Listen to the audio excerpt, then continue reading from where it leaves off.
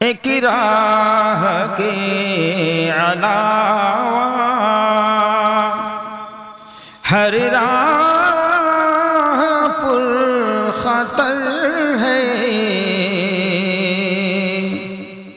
جس پر چلے ہیں سرور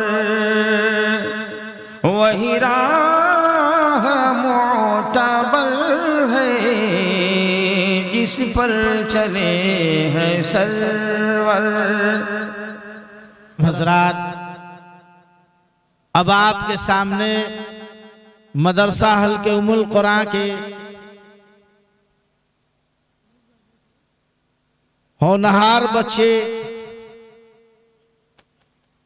عبد المقصد کو میں آواز دے رہا ہوں کہ وہ آئیں اور آپ کے سامنے لباس کی سنت کا طریقہ آپ کے سامنے پیش کریں۔ اللہ وبرکاتہ۔ حضرات محترم، میں عبد المقصد ابن محمد اظہر الدین انصاری ساکن نرالا نگر جو مدرسہ حلقہ ام القرآن کا ایک چھوٹا سا طالب علم ہوں، میں آپ سب کے سامنے لباس کی سنتیں پیش کر رہا ہوں، سماعت فرمائیں۔ نمبر 1، حضور صلی اللہ علیہ وسلم کو سفید رنگ کا کپڑا پسند تھا۔ نمبر 2، قمیض، کرتا یا صدری وغیرہ پہنے تو پہلے دائیں ہاتھ آستین میں ڈالے پھر بائیں ہاتھ، اسی طرح سلوار اور پاجامہ کے لیے پہلے دائیں پاؤں پھر بائیں پاؤں۔ نمبر 3، سلوار پاجامہ یا لنگی ٹخنا سے اوپر رکھیں، ٹخنا کے نیچے لٹکانے سے اللہ تعالیٰ ناراض ہوتے ہیں۔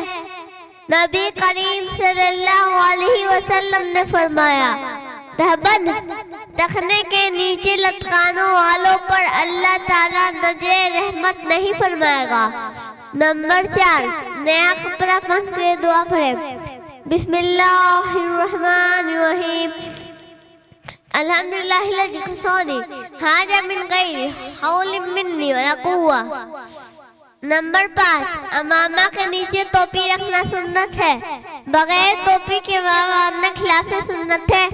نمبر 6، سایہ صافہ باندھنا مسنون ہے، شملہ چھوڑنا مسنون ہے، شملہ کے قدر 1 ہاتھ یا اس سے زیادہ ثابت ہے۔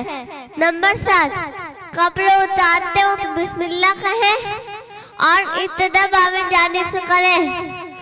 نمبر 8، جوتا پہلے دائیں پاؤں میں پہنے پھر بائیں پاؤں میں۔